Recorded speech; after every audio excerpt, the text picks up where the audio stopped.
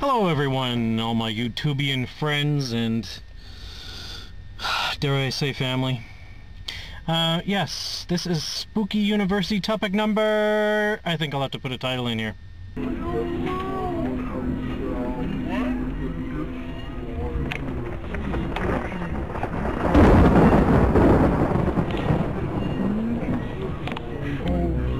I'm just waiting for Sarah to get off work here at UVic. And I think, I can't really remember the number of this Spooky University topic, but it had to do with work. And does your job define you? Does your work define you? And, well, I can safely tell you that it doesn't really define anyone.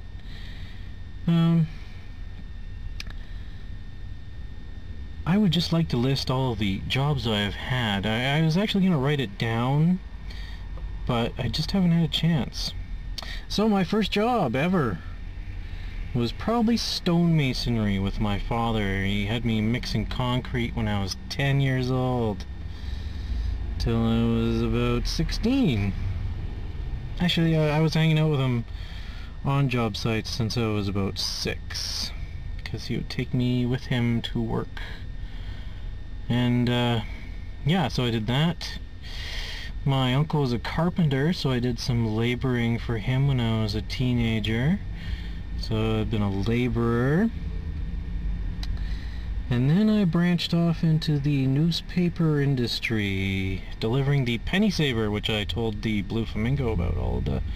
I told the Blue Flamingo the other day about my penny saver job because he used it as a prop. And actually, we don't have the penny saver in Victoria anymore. Yes, so penny saver. What else did I do?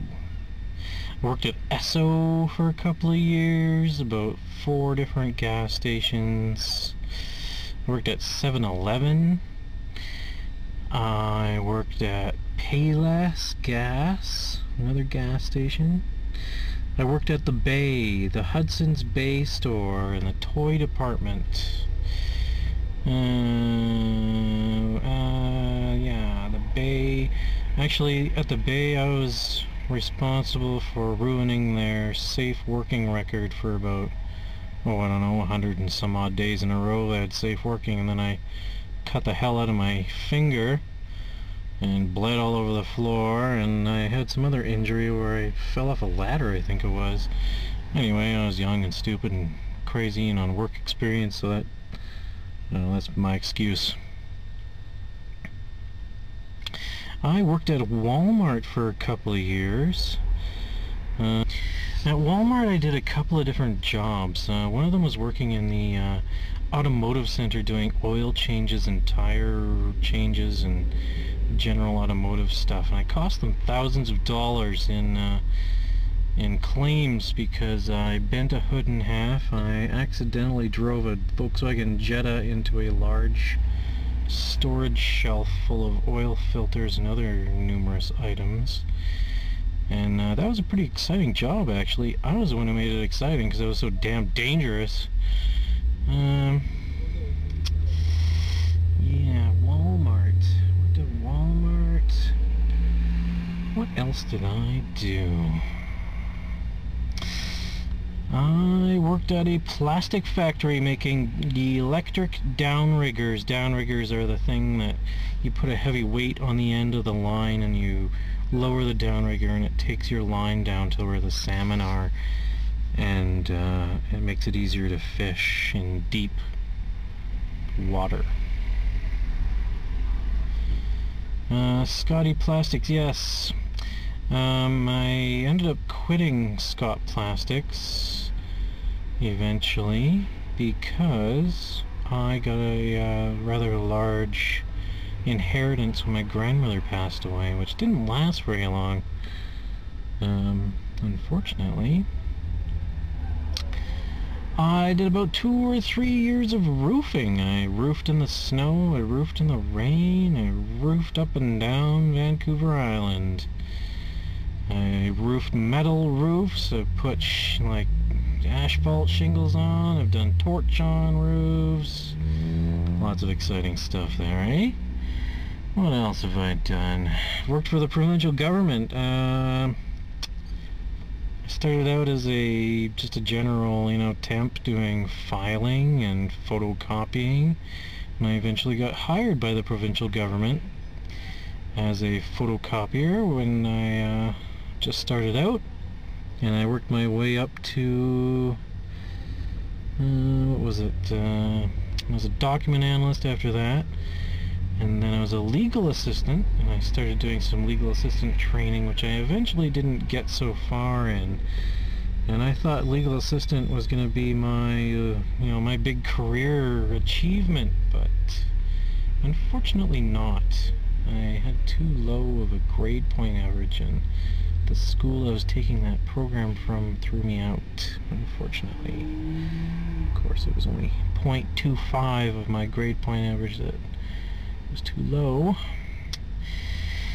Oh, what else? Yes, legal assistant. So yeah, after the legal assistant, I got moved over to a different ministry doing some document, civil litigation sort of work. And after that, I was laid off, and I went and did some film training, and now I'm doing construction. And here's Sarah. Hello. Whoa, it's a completely different time and place. And you're kind of vibrating. Sorry for the interruption, but I ran out of time the last time I was trying to talk to you. Does work define us? That is the question before the class. Ultimately, no. I don't believe that our work defines us. And I actually have a few jobs to add to my list. After I worked in the plastic factory making downriggers, I was a door-to-door vacuum salesman. And I sold about 3 vacuums, and I pretty much decided that it wasn't really the business for me. My latest jobs have included working for the Attorney General, doing ordering of computer equipment in a couple of different capacities. Anyway, that is my history of employment, and I can tell you, there's some jobs that I really did not enjoy.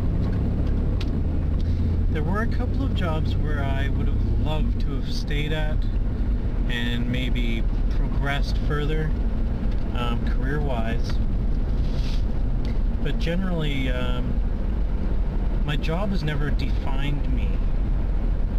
But some people who are maybe working in law enforcement or things of that nature, where you need to have high morals, at least I would hope you would have to have high morals working in law enforcement and related industries.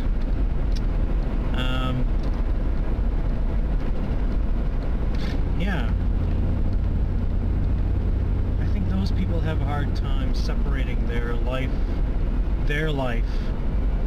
from their work life. I can't imagine what it must be like to be a police officer in a city where there's riots and things of that nature, general unrest among the public. So thanks for posting that Spooky University topic, Dagocleo, and